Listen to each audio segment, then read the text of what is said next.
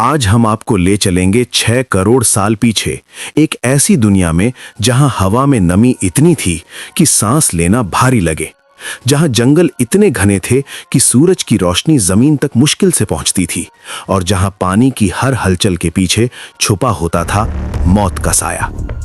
ये कहानी शुरू होती है कोलंबिया के इलाके सेरेजोन फॉर्मेशन से।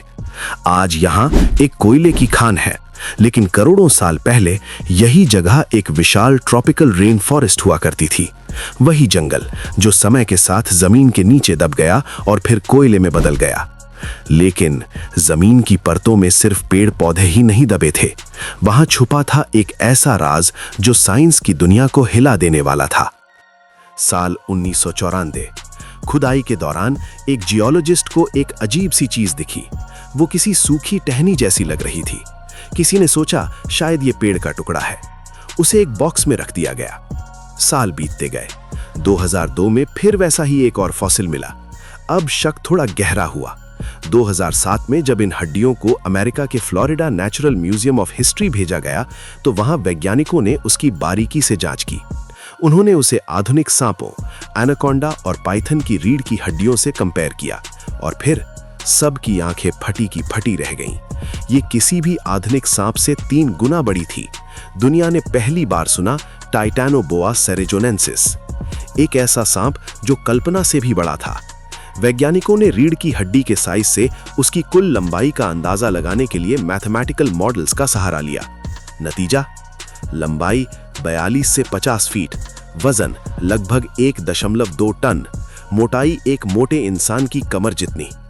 सोचिए, अगर वो आज किसी सड़क पर रेंगता नजर आ जाए तो एक पूरी लेन खाली करनी पड़े।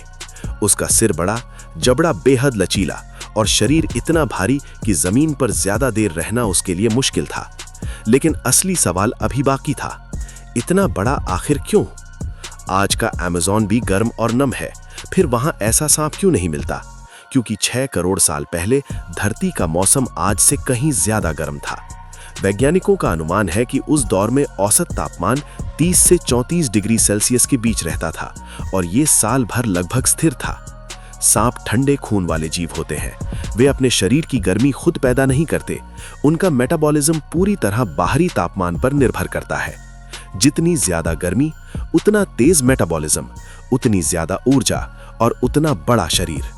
टाइटैनोबोआ दरअसल उस दौर के जलवायु का थर्मामीटर था। उसका विशाल शरीर इस बात का सबूत था कि धरती कभी कितनी गर्म हुआ करती थी। जमीन नहीं, पानी का शैतान।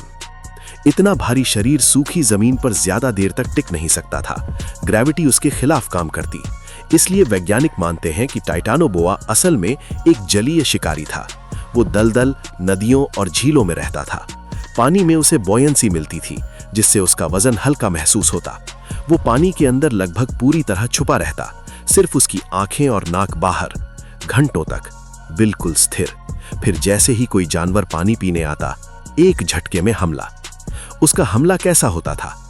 टाइटैनोबोआ जहरीला सांप नहीं था, वो कंस्ट्रिक्टर था, यानी अपने शिकार को जकड़ कर मारता था। बायोमैकेनिकल स्टडी के अनुसार वो 400 psi से ज्यादा दबाव डाल सकता था। इतना दबाव कि शिकार की हड्डियां तुरंत टूट जाएं और खून का प्रवाह रुक जाए। ये धीमी मौत नहीं थी, ये सेकंडों का खेल था। वो खाता क्या था? 6 करोड़ साल पहले के उस जंगल में 8 फीट तक लंबे विशाल कछुए मौजूद थे। बड़े प्राचीन मगरमच्छ भी रहते थे। टाइटैनोबोआ उनके लिए मौत का दूसरा नाम था। 2011 में जब उसका स्कल मिला, तब पता चला कि उसका जबड़ा एनाकोंडा की तरह फैल सकता था। वो अपने सिर से कई गुना बड़े शिकार को निगल सकता था। उसके पास हीट सेंसिंग पिट ऑर्गन्स थे। वो अंधेरे में भी शिकार की गर्मी पहचान सकता था। उसकी जिंदगी का संतुलन, उसकी जिंदगी 2 चीजों पर टिकी थी, भीषण गर्मी और गहरे दलदली पानी। गर्मी उसे ऊर्जा देती थी, पानी उसे सहारा देता था। अगर पानी सूख जाता, वो अपने वजन से दब जाता। अगर तापमान गिरता तो उसका मेटाबॉलिज्म धीमा पड़ जाता। वो अपने वातावरण के लिए परफेक्ट था। लेकिन अंत की शुरुआत, समय बदला।